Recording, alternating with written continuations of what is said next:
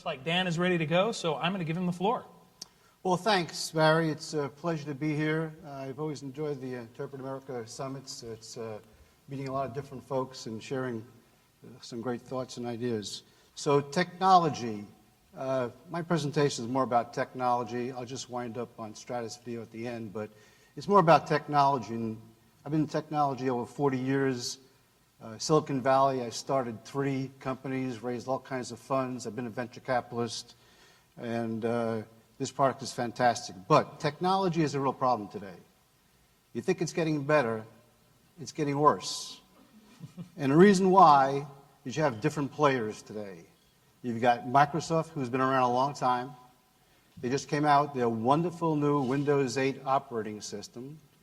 The reason I'm using my iPad is because when I logged off on my Windows 8 wonderful machine, it said now going to update. How many folks have Windows 8 machines? Do you know how long it takes to update a Windows 8 machine? Anywhere between 14 and 16 hours. Can you imagine that? I'm out of operation if I depended on my wonderful Windows 8 machine. So, you know, Bill Gates left. He's doing all kinds of fundraising, and Steve Ballmer's having fun today. But in addition to Windows or Microsoft, you have Apple, who's come a long, long way. I mean, the simplicity of an iPad or an iPhone is amazing. Then you have Google. I mean, Android, great operating system, but if you're a developer of technology using Android, every new release they come out with is like a whole new rewrite. It causes all kinds of pain and problems for people developing technology. And now you got Facebook. Facebook is a new player in this one. They've got 1 million+ subscribers. They're coming out hard with video, and you know they're going to drive their platform. And Amazon, which you don't think about, Amazon has been extremely, extremely successful in the mid-tier market in enterprise business. Their S3 operating system is outstanding, and they're a big player. And then you have LinkedIn, which everybody thinks is a social network. Well, LinkedIn's got major plans, and they are now into a platform that's got all kinds of capability. And then the latest is bring your own device, right? Everybody's got some smartphone of some sort, whether it's an Apple or an Android, and every kid today has one of those, and that's going to drive technology again. But it's gotten more complex.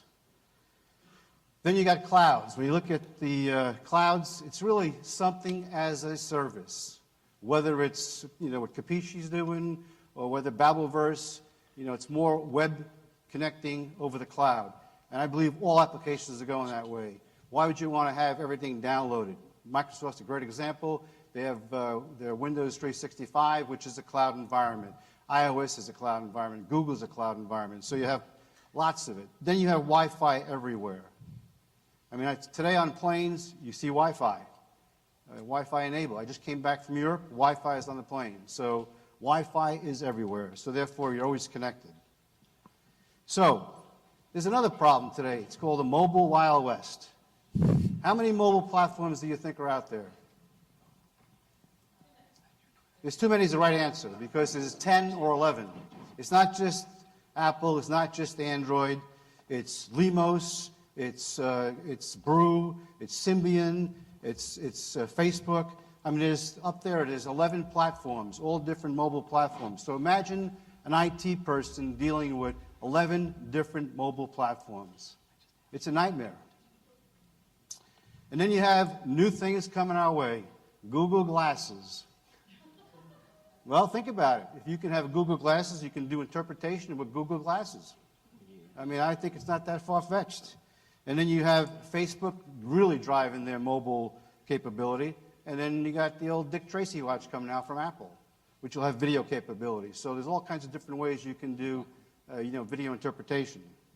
So what's next? Is it a holographic interpreter? Probably not that far-fetched. But the IT challenge is the most significant. When you look at someone, especially in a hospital or in a court system trying to maintain technology, the IT folks and networking folks have a huge, huge problem. Making it simple for them. In a medical environment, it has to be HIPAA compliant, secure, encrypted, private network. You have to go through the firewall. It's a real challenge. So working with the IT departments is one of the things that the folks deal with. So you got to have sympathy and empathy for the IT folks. It's a challenge. And doctors are the biggest buyer of iPads. So they're bringing those iPads to hospitals, and you can't keep them off. You can't go on my Wi-Fi network. Not going to happen. So, new technology. You need to have applications that work across all platforms. You as an interpreter or a user or end user could care less about the platform. Whether it's an iPad or whether it's a phone or whether it's a PC or a Mac, who cares? Whether it's a legacy video product. You should be able to use every platform the same. And you can't log on and start putting stuff in. You want a one-button push to an interpreter, period. On any device, hit a button and you get an interpreter. That's what you need to do.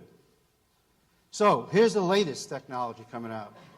Here's a high-productivity interpreter workstation.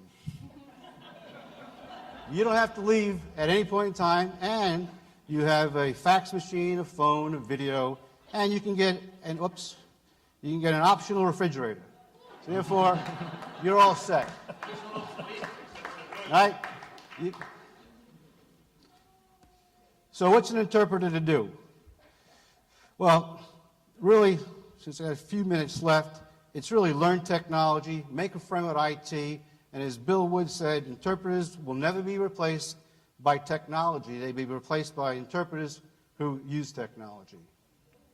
So the key is to embrace technology, because great interpretation has nothing to do with technology. Still doing good interpretation. The vehicle you use may be new technology, but it's really interpreting that's the most important thing. So let me give you a wrap-up on Stratus.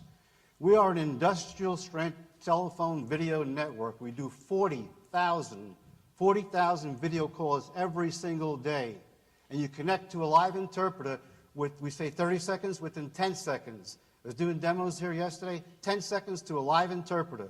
Right now I have 12 languages, adding more. We've got 50,000 devices on our network at any given point in time. We talk about scheduling. If you're an interpreter not available, our system will find an interpreter. We have an overflow capability.